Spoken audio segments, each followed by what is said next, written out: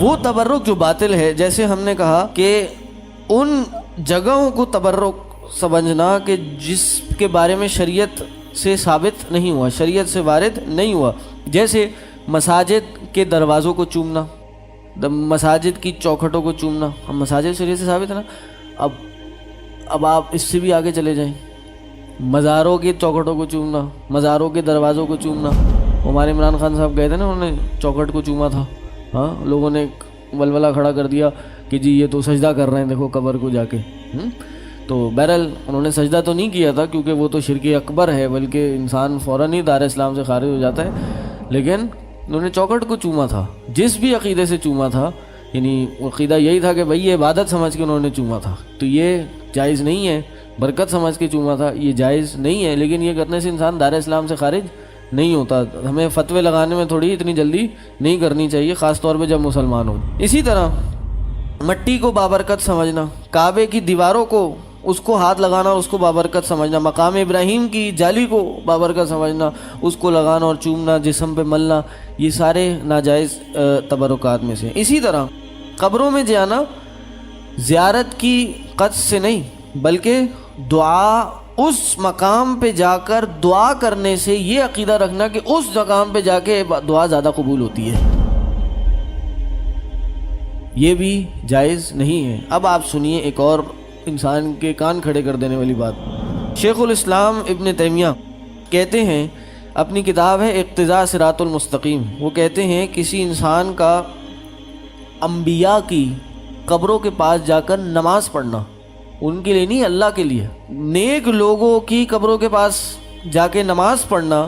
اللہ کے لیے، یہ سمجھتے ہوئے کہ یہ مکان بابرکت ہے، یہ مکان بابرکت ہے اور اس میں نماز کی زیادہ اجر ملے گا، کہتے ہیں فَهَذَا عَيْنُ الْمُحَادَّةِ لِلَّهِ رسول، یہ اللہ اور رسول کے ساتھ یہ جنگ ہے، مخالفت ہے۔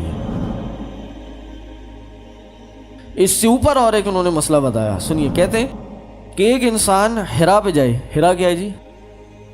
غار حرا میں جائے، وہاں نماز پڑھے اور وہاں دعا کرے، یا پھر ثور کی طرف، غار ثور کی طرف جائے، وہاں نماز پڑھے، وہاں دعا کرے، یا پھر طور پہاڑ کی طرف جائے، وہاں جا کے جہاں پہ موسیٰ علیہ السلام سے بات کی تھی اللہ نے، وہاں نماز پڑھے، یا پھر کسی بھی تاریخی، اسلامی تاریخی مقامات یا انبیاء کے مقامات کی طرف جائے، اس لیے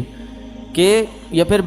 بیع عقبہ جہاں ہوئی تھی وہاں جا کے نماز پڑھے، تو یہ بھی کہتے ہیں کہ یہ بھی بدعت ہے، یہ بھی جائز نہیں ہے،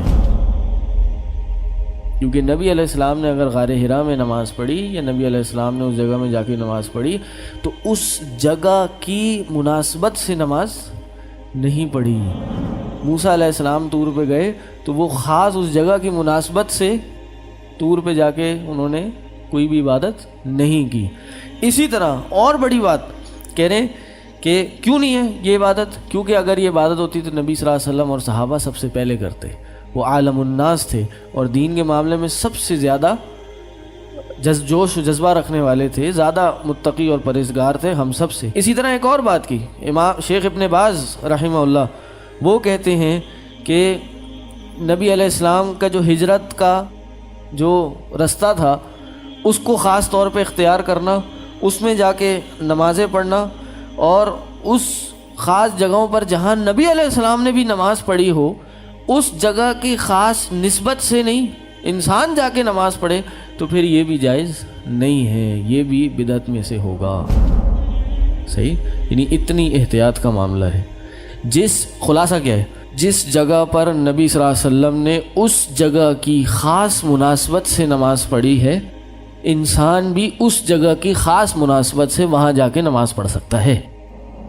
ورنہ عمومی طور پہ دنیا کا کوئی بھی خطہ ہو انسان وہاں جا کے نماز پڑھ سکتا ہے۔ لیکن اگر یہ عقیدہ ہو بھائی نبی صلی اللہ علیہ وسلم نے یہاں پڑھی تھی اور جگہ کی کوئی خاص اہمیت ہے اور وہاں نماز پڑھے، اور چونکہ وہ نہیں ہے تو یہ ثابت نہیں ہے۔ کچھ زمانے ہیں جیسے میں نے کہا، وقت ہیں جو بابرکت ہیں، جیسے رمضان ہے، عشرہ ذی الحجہ ہے، ان میں عبادت متبرک ہے، پڑھنا برکت کا باعث ہے، لیکن کس طرح؟ جس طرح ثابت ہے، طریقہ بھی سنت کے مطابق ہو کہ برکت کا بھی حصول ہے تو اسی طرح ہی ہونا چاہیے۔